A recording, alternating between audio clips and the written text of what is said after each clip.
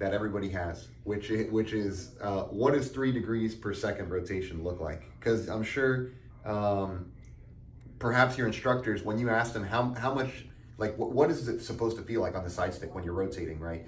And so many pilots transitioning from, particularly let's say a 7.3 or even a CRJ or whatever, where you have an actual control column and you're going into a side stick, right? You have this A, it feels different because you're on a side stick now. B, it also feels different because you're dealing with an airplane that has laws, and they're transitioning between the ground mode and the flight mode, where it goes from direct to the G load. So all those things that you just said are 100% spot on.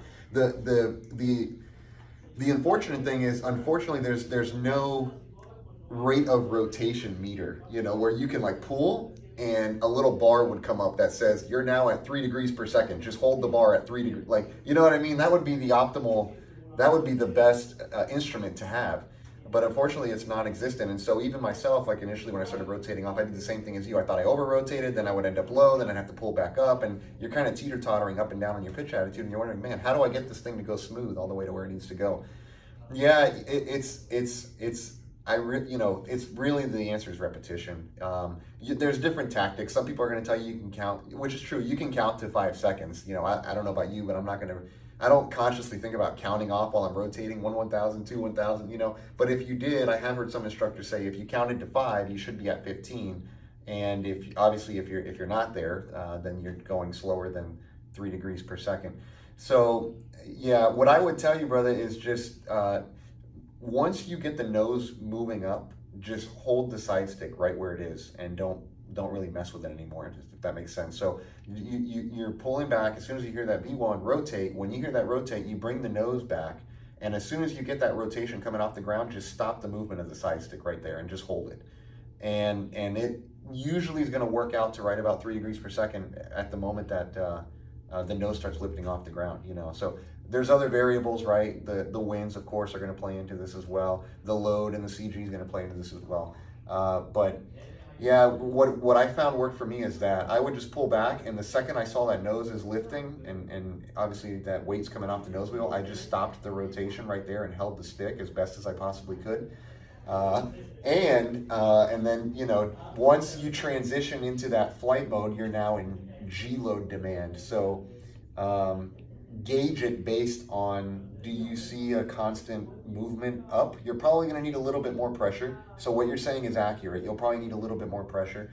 But that's really the best tip I can give you, apart from, having some gauge installed, man, that shows how much you're rotating per second, which unfortunately doesn't exist.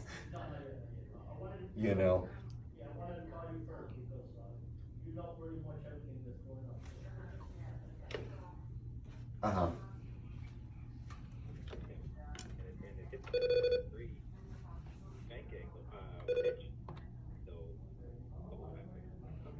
Yeah. What were your instructors saying? I mean, did they ever call you out on it? Did the examiner call you out on it or anything like that? Yeah, because on the V1 cuts, that's kind of where I really noticed it. On the V1 cuts, I wouldn't rotate at the right pitch attitude. And then finally I said, hey, but I keep thinking I'm rotating because I keep seeing this little cross shoot up to 20 degrees pitch. And then he finally realized, oh.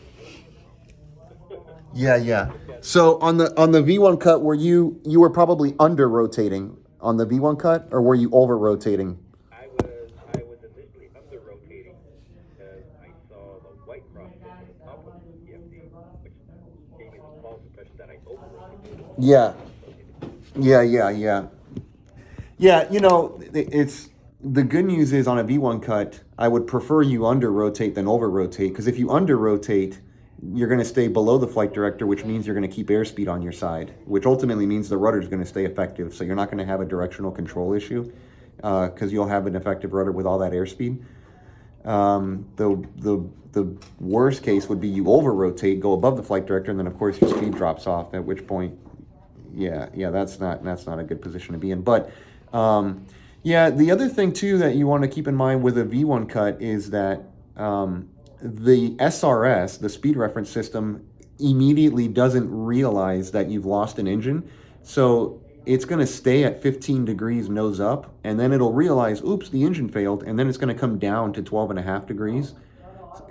So they may have briefed you on that, but always on a V1 cut, the second you rotate off and the engine failed, regardless of flight director guidance, I go to the 12.5 degree bar right above 10.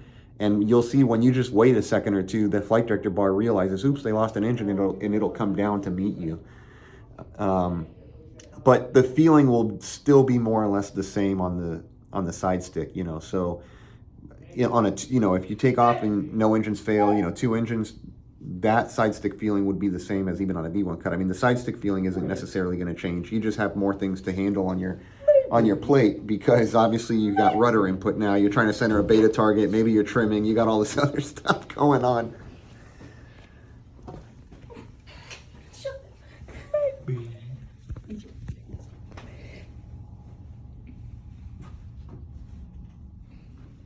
Yeah.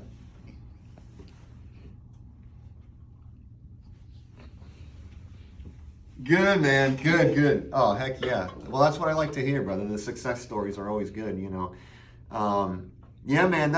Hey, that's what I would tell you. When I've been flying the 320 for 3 years now, and when I first started, you should have seen my first few takeoffs. I was under rotating, in the sim, I was under rotating. I was like, this is the same thing, teeter-tottering. I feel like I'm too low, now I'm going too high, and it takes, and of course, I was coming from a Metroliner background with a column. And of course, I was teaching the 7.3, which is a column. So this is certainly the first airplane with A, a side stick, and B, flight control laws.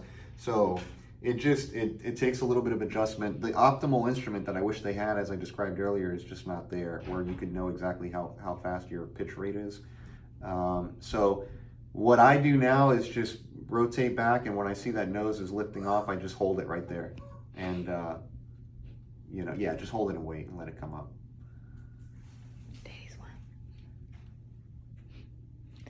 He's coming. I know he's coming. Right. It is. And whether you do it with an engine out, a V1 cut, or whether you do it with 2 engines, it's just going to feel funny. That blending. Really, why it's weird, Anthony, is the blending. I have Fawn here, by the way, throwing a rubber chicken at me. Have you seen any of the rubber chicken in our videos? Yeah, man.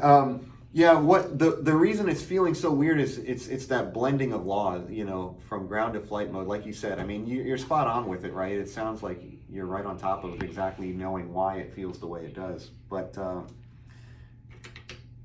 just hold it and let it do its thing. And then the good news is it should be a quick transition. So you shouldn't really be feeling it that way for too long.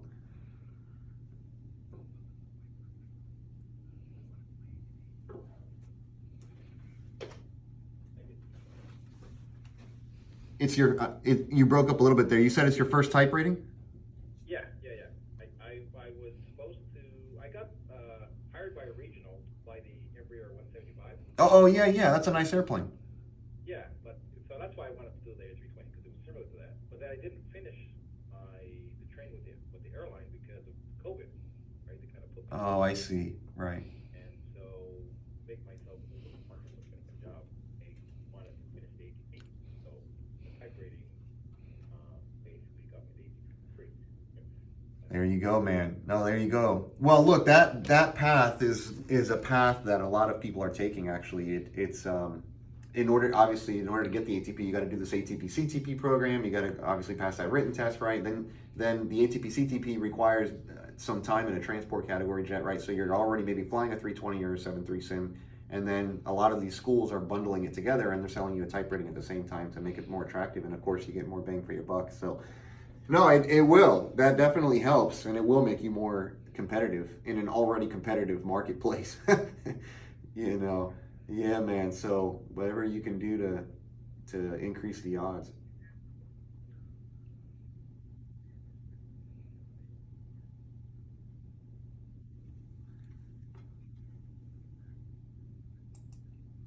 Yeah. We shot out an email yesterday that talked about.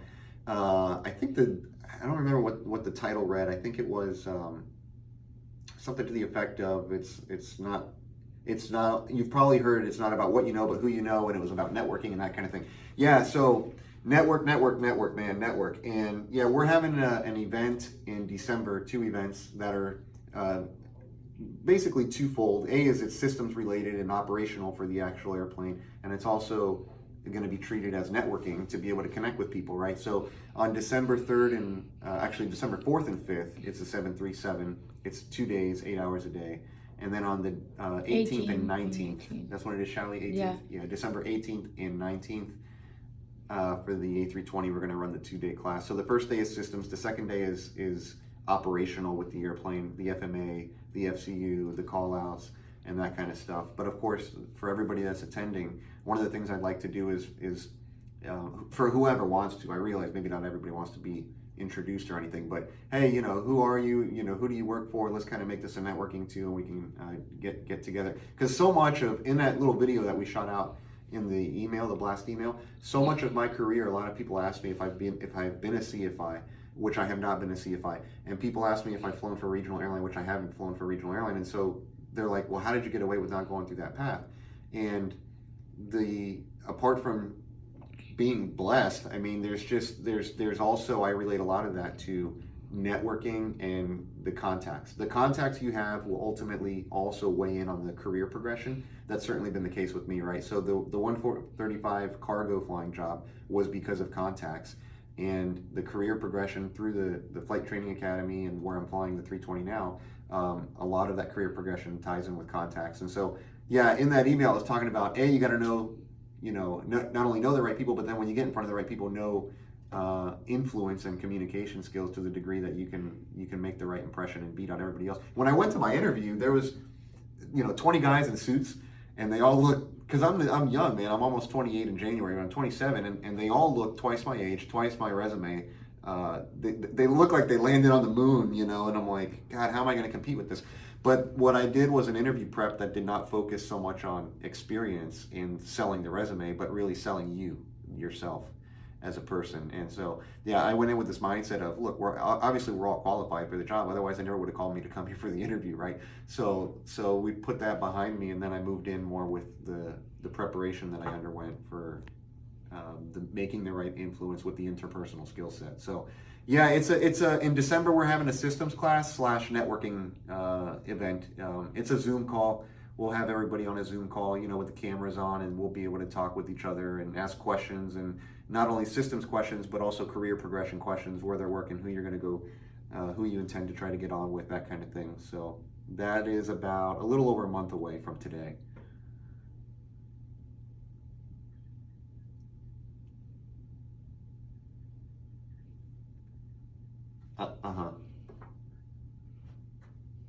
Right. Call in, folks. I'll talk to you on the phone, man. Answer your questions.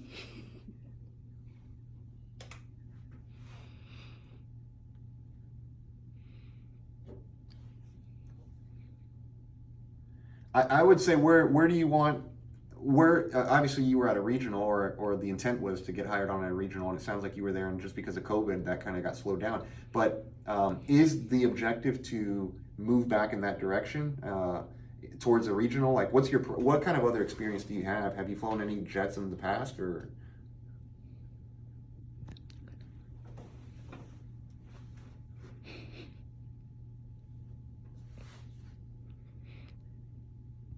GA, yeah.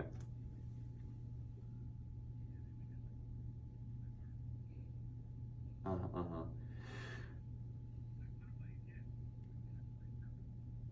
GA background pilot. He wants to fly a jet.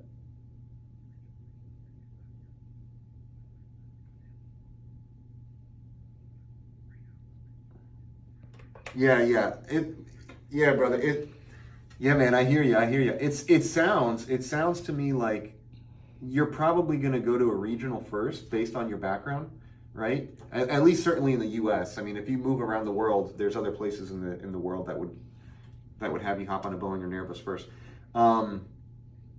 Yeah, I mean, if I were you, I would probably focus on the A320, since that's where your focus is. continue to hone in on that.